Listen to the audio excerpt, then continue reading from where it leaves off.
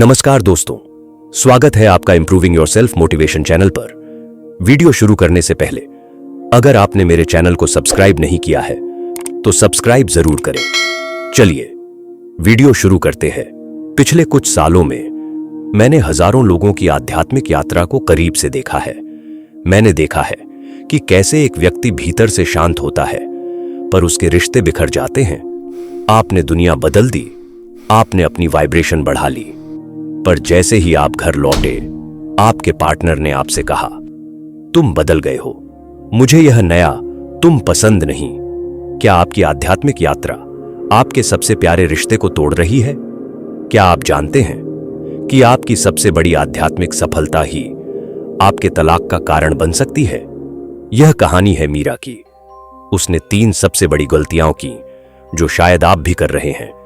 रिश्ते को बचाने के 3 अचूक तरीके जानने के लिए इस शक्तिशाली कहानी को अंत तक जरूर देखें। मीरा, जिसकी आध्यात्मिक यात्रा उसके प्रेम जीवन के बीच आ गई थी। मीरा और समीर की शादी को 7 साल हो चुके थे। उनका रिश्ता मॉडर्न, सफल और प्रेम से भरा हुआ था। समीर एक इन्वेस्टमेंट बैंकर था जिसका जीवन लक्ष्य अगले लक्ष्य को हासिल करना था। मीरा भी उसी दुनिया का हिस्सा थी। 2 साल पहले एक स्वास्थ्य संकट ने उसे आंतरिक खोज की ओर धकेल दिया। मीरा का जागरण एक शांत क्रांति थी। उसने मांस खाना छोड़ दिया। वो अब सुबह 4 बजे उठकर ध्यान करने लगी और अपने फोन पर सोशल मीडिया की जगह आध्यात्मिक पॉडकास्ट सुनने लगी। शुरुआत में समीर ने इसे एक फेज समझा। ठीक है, रिलैक्स होने के लिए अच्छा है, वह मुस्कुराकर कहता था। पर धीरे धीरे चीजें बदलने लगी। मीरा ने घर की ऊर्जा शुद्ध करने के लिए धूप और क्रिस्टल लाने शुरू कर दिए, जिनकी खुशबू समीर को असहज करती थी। मीरा ने समीर के दोस्तों की पार्टियों में जाना कम कर दिया क्योंकि उसे उनका शोर और गॉसिप निम्न ऊर्जा वाला लगता था। एक रात समीर घर लौटा और मीरा को रसोई में ध्यान करते हुए पाया। मीरा, क्या हम आज साथ में खाना नहीं खाएंगे? मैंने तुम्हारा पसंदीदा चाइनीज ऑर्डर किया था, समीर ने पूछा। मीरा ने आंखें खोली। उसकी आवाज संयमित थी पर उसमें एक हल्की सी कठोरता थी। समीर, मुझे अब बाहर का तला भुना खाना पसंद नहीं है और मुझे अपना ध्यान पूरा करना है। तुम खा लो। समीर का चेहरा उतर गया। ठीक है, क्या यह ध्यान हमसे ज्यादा जरूरी है? मुझे लगता है हम अब मुश्किल से एक साथ समय बिताते हैं। मीरा ने गहरी सांस ली। तुम समझते क्यों नहीं समीर, मैं बदल रही हूं, मैं खुद को विकसित कर रही हूं। तुम अब भी वहीं अटके हुए हो। तुम अपनी ऊर्जा को बढ़ाने पर ध्यान क्यों नहीं देते? समीर को लगा जैसे किसी ने उसे थप्पड़ मारा हो। अटके हुए उसने पूछा, क्या तुम जानती हो मैं कितनी मेहनत करता हूं ताकि हम यह सब हासिल कर सकें? तुम्हारी यात्रा हमें अलग क्यों कर रही है? मीरा ने जवाब दिया, अलग इसलिए कर रही है क्योंकि हम अलग हो रहे हैं। तुम उस सच्चाई को नकार रहे हो जिसे मैंने पा लिया है। यह वह गंभीर मोड़ था जब मीरा का अध्यात्म उसका जीवन बन गया था, पर समीर के लिए यह उनके रिश्ते को तोड़ने वाला तीसरा व्यक्ति बन चुका था। दोनों प्यार तो करते थे पर उनकी दुनियाएं अब एक दूसरे से इतनी दूर थीं कि उनके रिश्ते में एक ठंडापन आ गया था। यह वह संघर्ष था जब आध्यात्मिक साथी को आपकी यात्रा समझ नहीं आती। अब बारी आती है रिश्ते बचाने से पहले उन 3 गलतियों की जो जागृत लोग अक्सर करते हैं। मीरा को एहसास हुआ कि वह अपने अध्यात्म के कारण 3 बड़ी गलतियां कर रही थी जो समीर को उससे दूर धकेल रही थीं।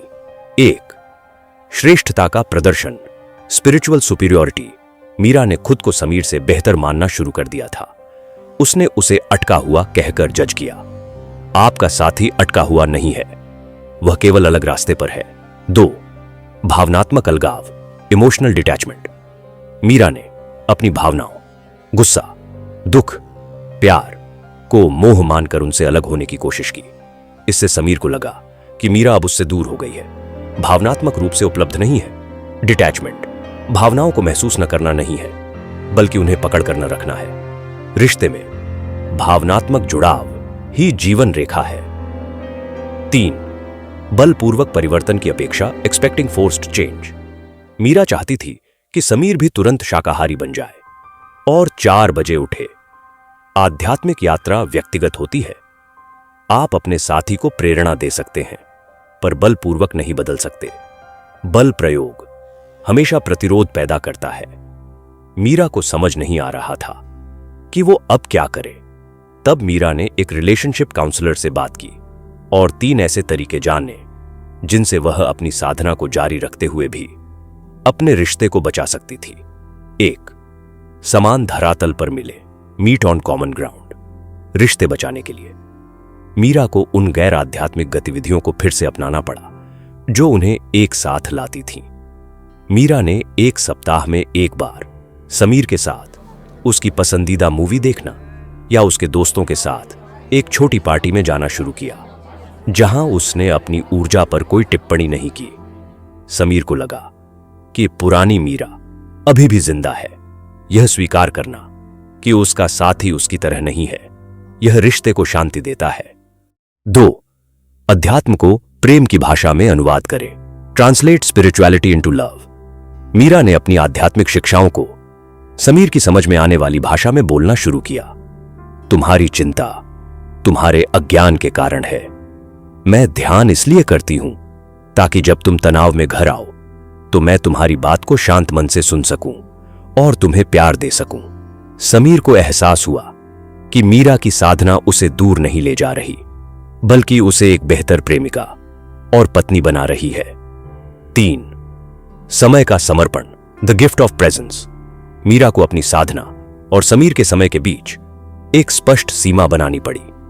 मीरा ने तय किया कि सुबह 4 से 6 बजे तक का समय केवल ध्यान का है और शाम 7 से 9 बजे तक का समय केवल समीर का है, जिसमें कोई फोन नहीं, कोई अध्यात्म की बात नहीं।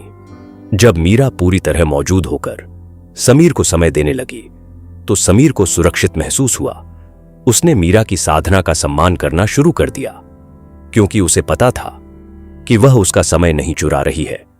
मीरा ने यह सीखा कि सच्चा अध्यात्म आपको दुनिया से भागने के लिए नहीं, बल्कि दुनिया में और गहराई से प्यार करने के लिए शक्ति देता है। जब उसने अपने अहंकार को छोड़ा और समीर को बिना जज किए स्वीकार किया, तो समीर ने भी उसके जीवन के इस नए रास्ते का सम्मान करना शुरू कर दिया। तो उनका रिश्ता बच गया, क्योंकि उन्होंने अपनी यात्रा को अकेलेपन का कारण नहीं, बल्कि करुणा की नींव बनाया। आपकी आध्यात्मिक यात्रा का अंतिम लक्ष्य प्रेम है, न कि अलगाव। अगर आप भी महसूस करते हैं कि आपका साथी आपसे दूर हो रहा है, तो रुकिए। क्या आप उन्हें जज कर रहे हैं? क्या आप उन्हें यह महसूस करा रहे हैं कि वे कम हैं? अगर आप अपने रिश्ते को बचाना चाहते हैं, तो आज ही अपने साथी के साथ एक ऐसी गतिविधि करें जो आपको आध्यात्मिक नहीं, बल्कि केवल मानवीय स्तर पर जोड़े। जरा सोचिए, आपकी आध्यात्मिक शुद्धता की कीमत पर क्या आपका रिश्ता टूटना चाहिए? अगले वीडियो में हम बात करेंगे कि कैसे आप अपने आध्यात्मिक ज्ञान का उपयोग अपने रिश्ते में चिंगारी वापस लाने के लिए कर सकते हैं। हमारे चैनल को सब्सक्राइब करें ताकि आप अपनी यात्रा के प्रेम पाठ को मिस न कर दें।